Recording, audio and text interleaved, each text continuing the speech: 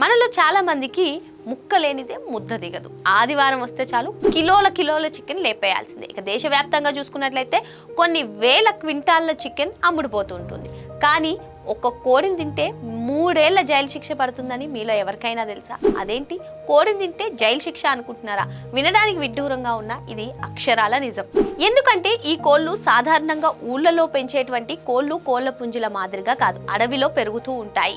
So వీటిని jungle fowls అని సాధారణంగా ఉంటారు. మన ఇండియాలో ఎస్పెషల్ గా సౌత్ ఇండియాలో చూసుకున్నట్లయితే గ్రే జంగల్ ఫౌల్స్, రెడ్ జంగల్ ఫౌల్స్ ఎక్కువగా కనిపిస్తాయి. అయితే కేంద్ర ప్రభుత్వం ఈ జంగల్ ఫౌల్స్ పక్షులన్నింటినీ కూడా వన్యప్రాణి రక్షణ చట్టం కిందకి తీసుకొచ్చింది.